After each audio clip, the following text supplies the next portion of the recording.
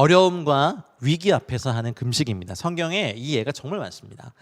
요엘서 1장 13절 14절에 보면 바벨론 군대 앞에서 이스라엘 백성들이 바벨로니아는 그 당시 세계 거의 최강대국이었죠. 그러니 그 강대국 앞에서 자신들의 군대는 보잘것없고 자신들의 나라는 약하고 도움이 없을 때, 이때 요엘 선지자를 통해서 하나님 선포하시: 제사장들아 너희는 굵은 배로 동이고 슬퍼 울지어다. 제단에 수종 드는 자들아 너희는 울지어다. 내 하나님께 수종 드는 자들아 너희는 와서 굵은 베옷을 입고 밤이 새도록 누울지어다. 이는 소제와 전제를 너희 하나님의 성전에 드리지 못함이로다. 너희는 금식일을 정하고 성회를 소집하여 장로들과 이 땅의 모든 주민들을 너희 하나님 여호와의 성전으로 모으고 여호와께 부르짖을지어다. 할렐루야.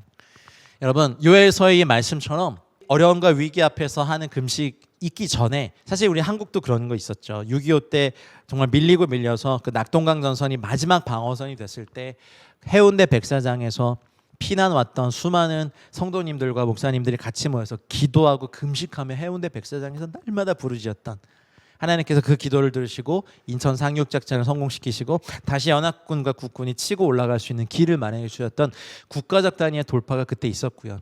그리고 1974년에 여의도 광장에서 있었다고 하는 100만 집회, 그때 한국교회의 굉장한 돌파와 성장이 그때부터 있었습니다. 그리고 80년대 들어서면서 한국교회가 연합해서 일어났던 10만 선교사 운동들, 우리 자녀 10만 명을 주 앞에 들여서 주님이 땅끝까지 주의 복음을 전하고 하나님 나라 주님의 재림을 앞당기자라는 운동이 1980년대 우리 부모님 세대에 의해서 있었어요. 기도하고 금식하면서. 그래서 그때 이후로 한국의 경제 성장률, GDP도 성장하고 참 묘하게 선교사 파송 숫자와 GDP 성장률이 거의 맞아떨어져 가는.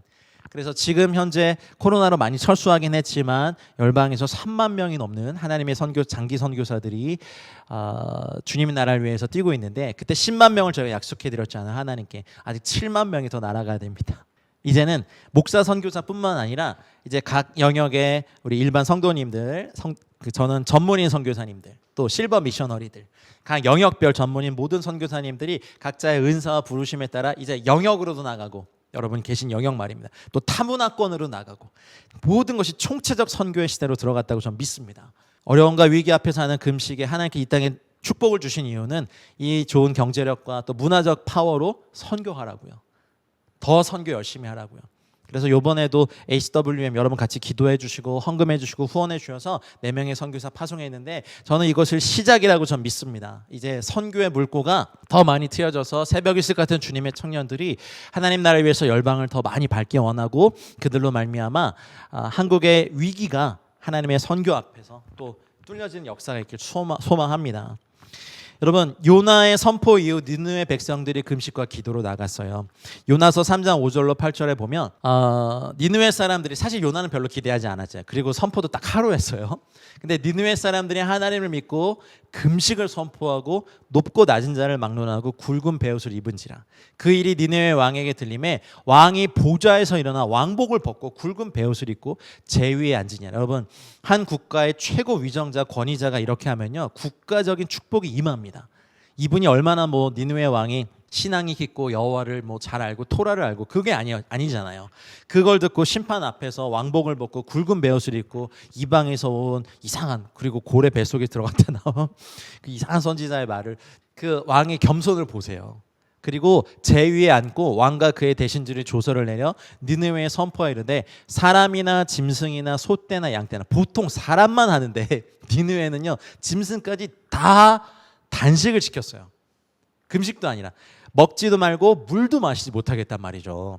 사람이나 짐승이든지 다. 그러니까 온 국가가 생명 있는 모든 것이 굵은 베옷을 입고 힘써 하나님께 부르짖고 각기 악한 길과 손으로 행한 강포에서 떠날 것이라.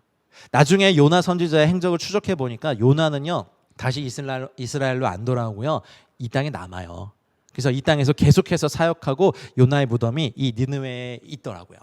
그러니 그 이후에 선지자를 통해서 하나님을 섬기는 법을, 토라를 배웠겠죠. 그래서 예수님께서 이 땅에 계실 때 막 바리새인, 사두개인 막 이런 사람들이 표적 좀 보여봐라 했을 때 왜 요나의 표적밖에 보여줄 수 없다고 하셨는지 아세요?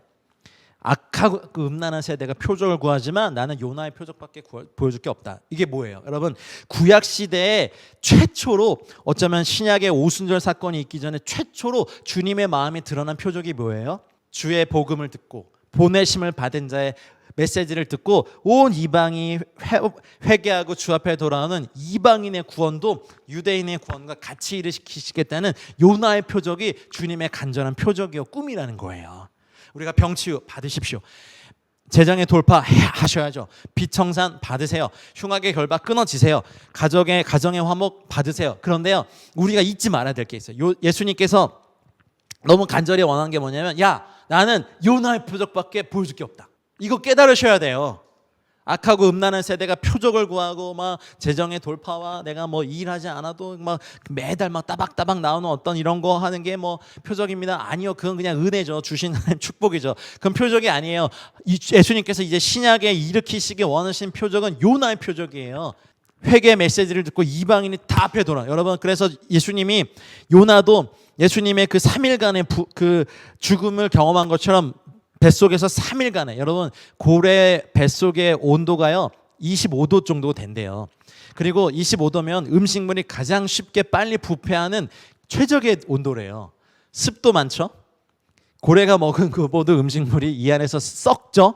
25도죠. 오르락 내리락 거리죠. 빛이 안 보이죠?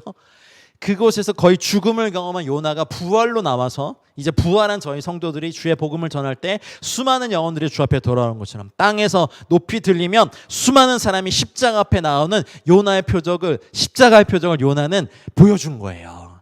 그래서 어떤 선교단체는 선교학교 이름을 요나 선교학교로 해서 이걸 가르치죠. 구약에도 이미 주님의 마음은 하나님의 복음을 위해서 이방인들을 구원하시고자 하는 뜻이 요나서를 통해서 드러난 거죠. 아시겠습니까? 여러분, 그럼 우리 인생이 어디에 맞춰져야겠습니까? 요나의 표적, 하나님의 꿈, 예수님의 열망, 하나님 나라, 많은 사람들이 주 앞에 돌아오는 것, 여러분이 그렇게 사용되기를 주의 이름으로 축복하고요, 여러분의 가문이 여러분이 계신 곳에서 그렇게 사용되기를 더 축복합니다. 여러분의 자녀들이 여러분보다 더 하나님 나라 꿈꾸고, 여러분은 그 자녀들 교육시킬 때 되게 어려우셨죠. 막 대학 교육할 때 막 얘가 정말 사회적으로 잘 나가서 좋겠지만 다 버리고 막 갑자기 주님 나라 위에 살겠다고 할 때 여러분 충격 받으시 마시고 박수 쳐주세요. 우리 가문에 주님의 사람이 나왔구나. 헛된 것을 위해 살지 않고 주님 영광 위해 사는 우리 가문에 너를 축복한다라고 하면서 박수 쳐주세요. 아비들이 하나님 나라 꿈을 꿔주셔야 자녀들이 막 환상 보고 예언하면 가죠. 요나 한 사람으로 말미암아 니느웨 사람들이 다 선악을 분별하지 못하는 영혼들이 주 앞에 돌아오고 주님께 너무 좋아하셨어요. 요나가 막 불평했잖아요. 화냈잖아요. 아니 왜 멸망 안 시키세요? 야, 그러면서 막 요나한테 뭐라 그러셨잖아요. 우리에게 원수여도 주님께는 잃어버린 탕자 자녀잖아요. 근데 사실 우리도 탕자였는데 장자가 되고 난 다음에 굉장히 교만해졌어요. 저 사람들은 다 멸망해야 되고 죽어야 되고 없어져야 돼. 아니요, 주님께 앞에서는 다 잃어버린 영혼이니까 여러분 우리 일 합시다. 여러분의 인생에서 요나의 표적들이 일어나고 어려움과 위기 앞에서 하는 금식을 우리가 믿고 국가적 단위로 같이 하길 원합니다. 그래서 여러분 도전합니다. 여러분 가정과 가문에 금식의 날을 만드세요. 교회에서 하는 거 억지로 막 끌려가서 하지 말고 여러분 가문이, 또 여기 영상을 보시는 분 중에 집안에 어르신이 계시다면 이제 야, 우리 가문에 위기 있잖아요. 외도, 이혼, 재정의 어려움, 질병, 암, 뭐 어쨌든 길이 안 열리는 거, 자녀들이 그냥 장성하고 교육도 다 시켰는데 그냥 집에만 있는 거, 무기력한 거, 우울증, 공황 장애, 뭐 있어요. 막 그것이 있다면 가문 전체가 같이 한 마음으로 하나님, 여러분의 가문에 어려움과 위기가 있잖아요. 근데 이거를 가르쳐드려도 안 하면 여러분 말씀을 듣는 것만 좋아하시지 순종하는 거 안 하시잖아요. 여러분, 저는 길을 알려드리는 거예요. 여러분 가문에 금식의 날을 선포하시고 할아버지부터 손자 손녀까지 니느웨 사람들이 했는데 이거 놔두실 거예요. 우리 가문에 정말 힘을 다해서 자녀 열심히 막 가르쳐 놨는데 그냥 아주 극한의 우울증과 무기력을 막 대대손손 막 무슨 집안의 내력처럼 하는 거 보고 계실 거냐고요. 우리 기도와 금식 외에는 이런 요가 나갈 수가 없어요. 온 가문이 하나님 앞에서 하나님 우리 가문 좀 살려주십시오. 우리 가정의 남자들 좀 살려주십시오. 우리 가문의 여자들 좀 살려주십시오. 하나님, 우리가 더 이상 암에 지배받는 가문이 아니라 재정의 어려움 때문에 맨날 눌려있는 가문이 아니라 정말 이렇게 교육을 다 시켜놔도 자기 인생 개척도 못하고 맨날 무기력해 빠져있는 후손들 보는 것도 너무 가슴 아프지 않으시냐고요. 여러분, 우리 가문에 금식을 선포하시고 할 수 있다면 모든 가족의 구성원들이 한마음 한뜻으로 니느웨 사람들처럼 왕복 벗고 문둥병 나 있는 이런 피부 같은 거, 한센병 이런 거 다 주님 앞에 낱낱이 보이고 하나님 저 죄인입니다. 우리 가문 죄인 중에 괴수 가문입니다. 하나님 살려주십시오. 하나님 살려주십시오. 우리 가문 살려주십시오. 눈물로 슬퍼하며 도전합니다, 여러분. 여러분 가문이 이제 고넬료와 같은 가문이 되시길 정말 축복합니다. 저도 정말 간절히 원하고 있어요. 주님은 인자하시고 능력이 많으시고 자기를 찾는 자들에게 한없는 능력을 베푸시는 하나님이심을 이번 코로나 때 우리 경험합시다. 우리 가문의 돌파를 경험하시자고요.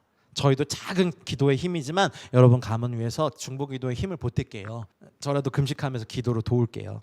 할렐루야. 그래서 여러분 계신 곳 나라들도 다 다르시던데 그 땅에 고넬료와 같은 가문의 통로가 되시고 브리스길라와 아굴라 같은 가문의 통로가 되시고 아볼로가 되시고 바울이 되시고 디모데가 되시고 뭐 또 뭐가 됩니까? 느헤미야가 되시고 막 다니엘이 되시고 되셔야죠. 저희들에게도 기쁨이요 하나님께 영광이 되는 저와 여러분들 되시길 바랍니다.